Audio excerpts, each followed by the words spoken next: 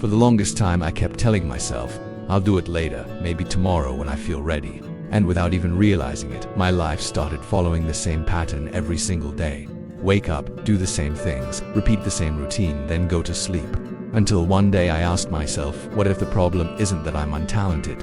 What if I'm just too comfortable? So I decided to do something a little crazy.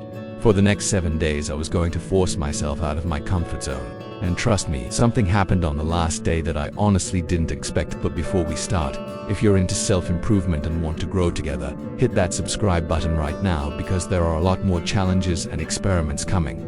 Alright, let's get into it. When you think about it, comfort zones are strange because they're comfortable, and honestly, who doesn't like being comfortable? No fear, no awkwardness, no risk of failure. But the problem is, when you're too comfortable, growth usually stops. I realized that over the past few months, my life had started feeling like I was living on autopilot. I kept doing things I already knew how to do. I avoided things that made me feel uncomfortable, and without realizing it, I started becoming afraid of trying new things. So I created one simple rule.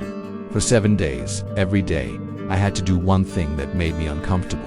Day one sounded easy. I decided to wake up 1 hour earlier. Seems simple, right? But for someone who treats the snooze button like a best friend, it felt like a small war against myself. The alarm went off and immediately my brain started talking. You're still tired, just 5 more minutes, start tomorrow instead. But that day, I forced myself to get up, and honestly, I felt like a zombie. But something interesting happened. For the first time in a long time, I felt like I was controlling my day, instead of my day controlling me. Day 2 and 3. On day 2 I did something I usually avoid. Starting a conversation with someone new.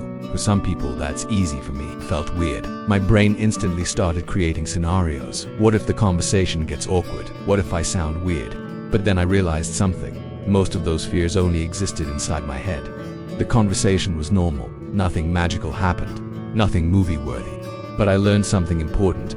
Sometimes we spend so much time worrying about what people think of us, when in reality, people are mostly busy thinking about themselves. Day 3 was harder. I decided to do something I'd wanted to do for a long time, but kept putting off because I was scared the result wouldn't be good enough. Conflict begins. Then day 4 came, and I started losing motivation. The excitement from the beginning disappeared.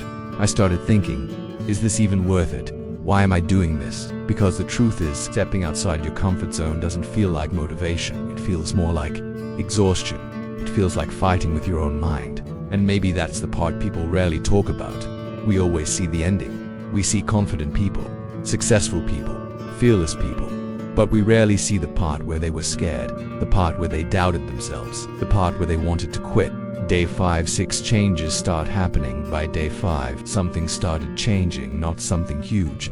I didn't suddenly become insanely productive. I didn't magically become confident overnight. But small things felt different. I started taking action more easily. I overthought less. I stopped waiting so long before starting things, and then I realized something. Confidence doesn't come before action. Confidence comes after action. For so long, I thought I needed confidence first, but the order was actually reversed. Take action first, then confidence slowly follows. Day 7, then day 7 arrived. I thought there would be some huge moment, maybe some life-changing realization, some dramatic breakthrough, but what happened was surprisingly simple. I looked at myself in the mirror, and suddenly I realized something. The biggest problem wasn't that the world was too hard. It wasn't because opportunities were missing. It wasn't because everyone else was better. The biggest problem was that I had been limiting myself. I kept telling myself, I'm not ready yet, but maybe. Nobody is ever truly ready. After these 7 days, I learned something. Your comfort zone isn't a bad place, but if you stay there for too long, you might forget how much potential you actually have.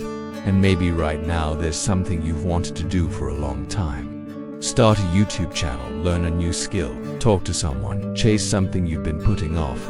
Maybe you don't need to wait until you're ready. Maybe you just need to start. If you had to do a 7-day comfort zone challenge, what's the first thing you'd do? Leave it in the comments below. And if you enjoyed this video, don't forget to subscribe and turn on notifications. I'll see you in the next challenge.